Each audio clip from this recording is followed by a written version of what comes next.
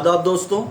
आज हम जिस क्वेश्चन को एक्सप्लोर कर रहे हैं, जिस सवाल पर गौर करेंगे, वो है कि आया फ्री विल हकीकत है या महज एक इल्यूजन है, महज एक वहम। मेरा ख्याल है कि ये मौजू हम सब की ज़िंदगियों को मुतासर करता है, इफ़ेक्ट करता है हमारी लाइफ्स को, लेकिन अक्सर लोग इसके ऊपर इतना अटेंशन पे नहीं करते, इतनी तवज्जो नहीं देते, इतने ध्यान नहीं देते।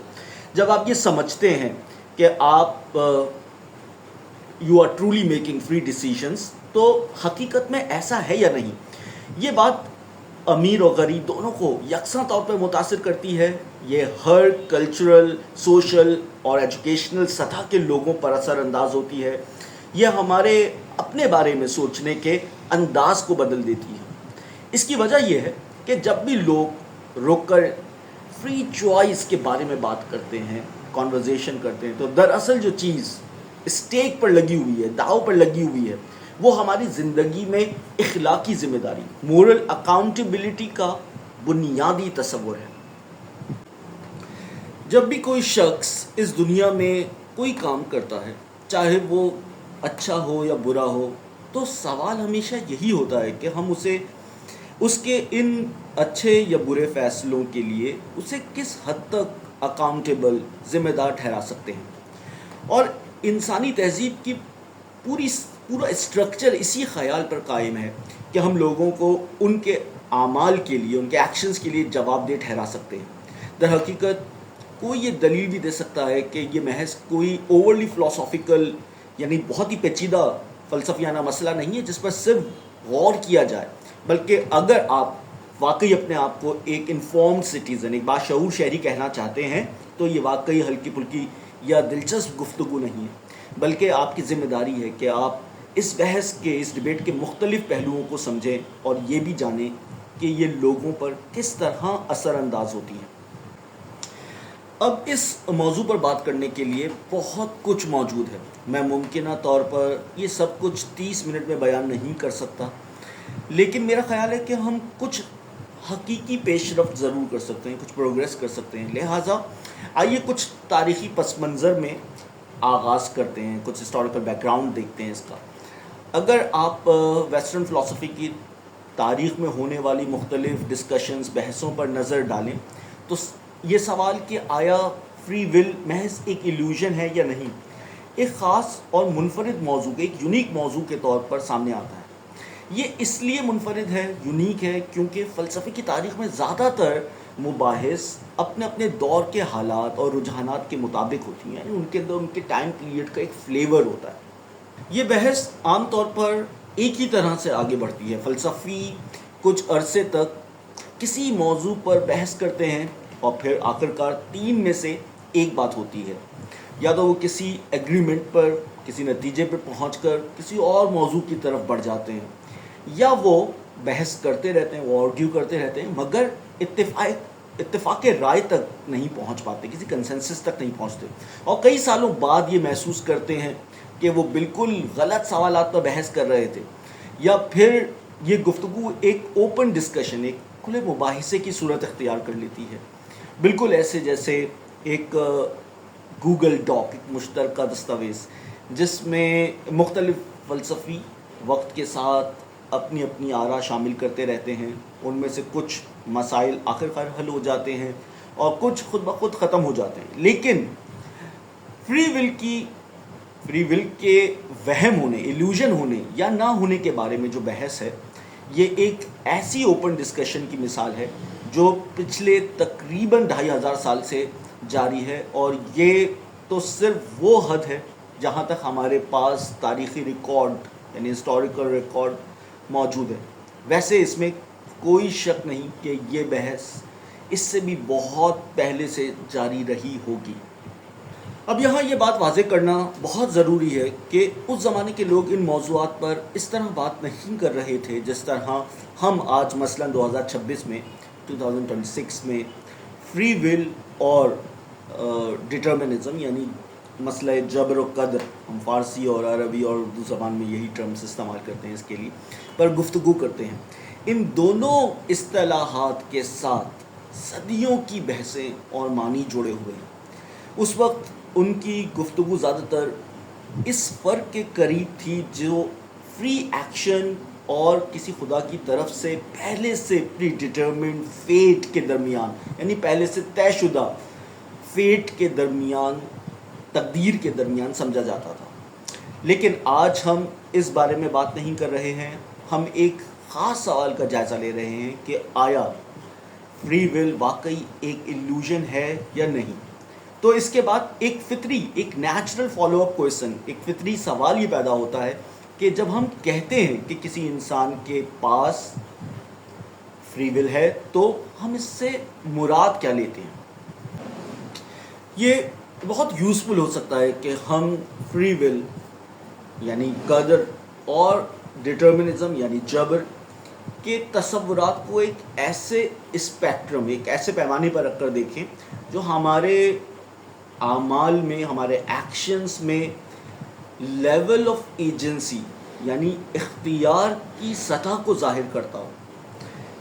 اس اسپیکٹرم پہ آپ جتنا بائیں جانب جائیں گے، لیفٹ سائڈ پہ جائیں گے، اتنا ہی آپ اس بات پر یقین کریں گے کہ ہم فری چوائسز بنا رہے ہیں، آزادانہ فیصلے کر رہے ہیں. اور جتنا آپ دائیں جانب جائیں گے، رائٹ سائڈ پہ جائیں گے، اتنا ہی آپ یہ سمجھیں گے کہ یہ ہمارے فیصلے بیرونی اور پہلے سے موجود عوامل کے تحت ہوتے ہیں، یعنی preceding out side preceding factors کی وجہ سے ہوتے ہیں.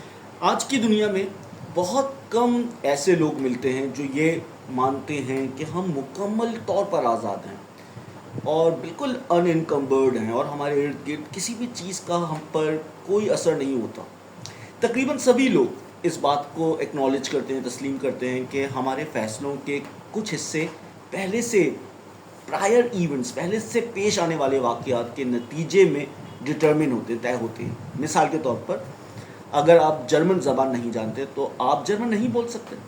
اس کی بہت ہی ریئل فزیکل لمیٹیشنز ہیں اور عملی کچھ حدود ہیں. آپ ایک انسان ہیں، آپ اسکائی اسکریپر کو جمپ نہیں کر سکتے، چھلانگ نہیں لگا سکتے.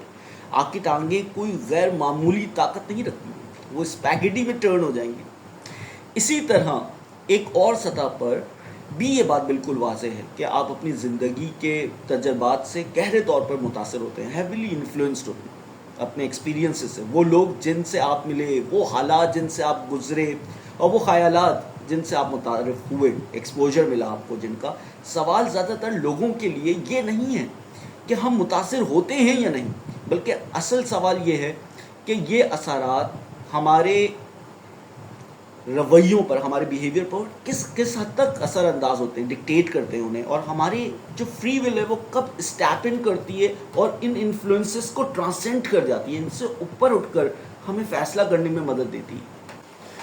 تو دوستوں، اس اسپیکٹرم کے ایک اینڈ پر، ایک سرے پر وہ لوگ ہیں جو لبرٹیرین فری ول کے حامی ہیں. ان کے مطابق ان واضح انفلوئنسز اور فیکٹرز، عوامل کے باوجود ہمارے پاس ہمیشہ یہ صلاحیت موجود ہوتی ہے کہ ہم کسی بھی مخصوص عمل کا آزادانہ انتخاب کر سکتے ہیں. دوسری طرف اس اسپیکٹرم کے دوسرے سرے پر وہ موقف ہے جسے ہارڈ ڈٹرمنزم، کازل ڈٹرمنزم کہا جاتا ہے. اب آئیے نیتھن لیوپولڈ اور رچرڈ لوگ کے کیس پر غور کریں.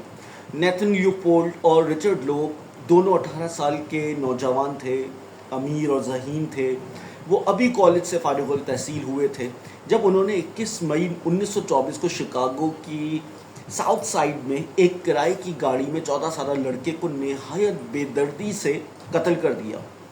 کالج کے دوران دونوں نوجوان کرائم میگزینز اور ناولز کے عادی ہو چکے تھے. وہ چھوٹی موٹی چوری اور آگ لگانے جیسے جرائم کی ایکسپیریمنٹس بھی کر چکے تھے. پھر دونوں نے مل کر ایک پرفیکٹ کرائم، ایک کامل جرم کرنے کی منصوبہ بنایا. قتل کی منصوبہ بندی، اس پر عمل درآمد اور قانون سے بچ نکلنے کا چیلنج انہیں ایک طرح کا انٹلیکچوئل تھرل پرووائڈ کر رہا تھا اور اس کی وجہ سے اسے بہت اٹریکٹیو لگتا تھا. جیسا کہ انہوں نے بعد میں خود بیان کیا، انہوں نے نوجوان بابی فرینک کو اغوا کیا، کڈنیپ کیا، اس کے سر پر چھینی چزل سے وار کیا اور اس کے منہ میں ایک کپڑا ٹھونس کر اسے دم گھٹنے سے ہلاک کر دیا، دم گھوٹ کر اس کا ہلاک کر دیا۔ اس کے بعد انہوں نے اس کے امیر والدین کو فون کر کے $10,000 رینسم تاوان کا مطالبہ کیا۔ خاندان نے پولیس کو اطلاع دی، جس نے جلد ہی لڑکے کو خون آلود لاش، یعنی اس لڑکے کی خون آلود لاش ایک جگہ دبی ہوئی حالت میں تلاش کی۔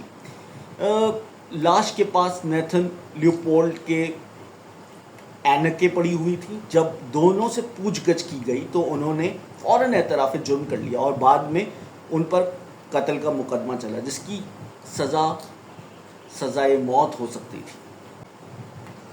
ان کے مشہور وکیل کلیرنس ڈیرو تھے۔ مقدمے کے دوران جو جج جان آر کیولری کے سامنے جولائی اور اگست 1924 میں 33 دن تک یہ مقدمہ چلا، ڈیرو نے یہ موقف پیش کیا کہ ان لڑکوں کو جو پہلے ہی جرم کا اعتراف کر چکے تھے سزائے موت نہیں دی جانی چاہیے۔ ڈیرو نے یہ دلیل دی کہ سائنس نے ثابت کر دیا ہے کہ کائنات میں ہر چیز لاز آف کازیلٹی، سخت قوانین کے تحت چلتی ہے۔ یہ قوانین اس بات کو انشور کرتے ہیں، یقینی بناتے ہیں کہ جو کچھ بھی ہوتا ہے وہ ہونا ہی ہوتا ہے۔ اس لیے کوئی شخص اپنے اعمال کا حقیقی طور پر ذمہ دار نہیں ہو سکتا۔ ہمارے اعمال کی اصل وجوہات ہمارے اندر نہیں ہیں، بلکہ ہم سے باہر ایکسٹرنل ایونٹس کے اندر، کنڈیشنز کے اندر اور ان لاز کے اندر ہیں جو ہمارے ایکشنز کو گورن کرتے ہیں، جو ہمارے اعمال کو متعین کرتے ہیں۔ خاص طور پر ڈیرو نے یہ موقف اختیار کیا کہ لیوپولڈ اور لوب کا یہ قتل ان کے موروثی خصوصیات، ان کی ہیریڈیٹی اور ان کی پرورش کے طریقے کا نتیجہ تھا۔ رچرڈ لوب کے دفاع میں عدالت میں بات کرتے ہوئے ڈیرو نے یہ کہا، میں یہ دعویٰ نہیں کرتا کہ میں جانتا ہوں کہ یہ سب کیسے ہوا، میں صرف یہ جانتا ہوں کہ اس میڈ ایکٹ، اس پاگل پن کے عمل کے پیچھے کوئی چیز، کچھ کمبینیشن آف تھنگس رسپانسبل ہے، کچھ چیزوں کا مجموعہ ہے جو اس کا ذمہ دار ہے۔ میں یہ جانتا ہوں کہ فطرت میں کوئی حادثہ نہیں ہوتا، کوئی ایکسیڈنٹ نہیں ہوتا۔ میں یہ جانتا ہوں کہ نتائج ہمیشہ اسباب کے پیچھے آتے ہیں، ایفیکٹس فالو کازز۔ اس لڑکے کا اس میں کیا کردار تھا؟ وہ خود اپنا باپ نہیں ہے، یہ سب کچھ اس سے دیا گیا ہے، اس نے خود کو خود نہیں بنایا۔ کیا آپ یہ کہنا چاہتے ہیں کہ ڈکی لیوپولڈ کی اپنی تشکیل میں اس کا کوئی کردار تھا؟ اس سے زیادہ جو کسی بھی دوسرے ہیریڈیٹی، موروثیت کے تحت پیدا ہونے والے انسان کا ہوتا ہے۔ اس نے یہ سوال اٹھائے، اور پھر بھی کچھ لوگ سنجیدگی سے یہ کہتے ہیں کہ جو کچھ فطرت نے کیا، جو کچھ زندگی نے کیا اور جو کچھ تربیت نے کیا، اس کی وجہ سے ان لڑکوں کو پھانسی دی جانی چاہیے۔ لیکن یہ ماننا کہ کوئی لڑکا اپنے آپ کو یا اپنی ابتدائی تربیت کا ذمہ دار ہے، یا یہ ایک ایسی مضحکہ خیز بات ہے جس کا ارتکاب آج کسی وکیل یا جج کو نہیں کرنا چاہیے۔ میں جانتا ہوں کہ اگر اس لڑکے کو سمجھا جاتا اور اسے مناسب تربیت دی جاتی تو وہ آج اس کمرہ عدالت میں اس حالت میں نہ ہوتا کہ اس کے سر پر پھانسی کا پھندا لٹک رہا ہے۔ اگر کہیں کوئی ذمہ داری ہے بھی تو وہ اس کے پیچھے ہے، اس کے بے شمار آباء و اجداد کے لامتناہی سلسلے میں، یا اس کے ماحول میں، یا دونوں میں۔ اور میں آپ کی عدالت کے سامنے یہ عرض کرتا ہوں کہ فطری انصاف کے ہر اصول کے مطابق، ضمیر کے ہر اصول کے مطابق، حق اور قانون کے ہر اصول کے مطابق اسے کسی اور کے اعمال کا ذمہ دار نہیں ٹھہرایا جانا چاہیے۔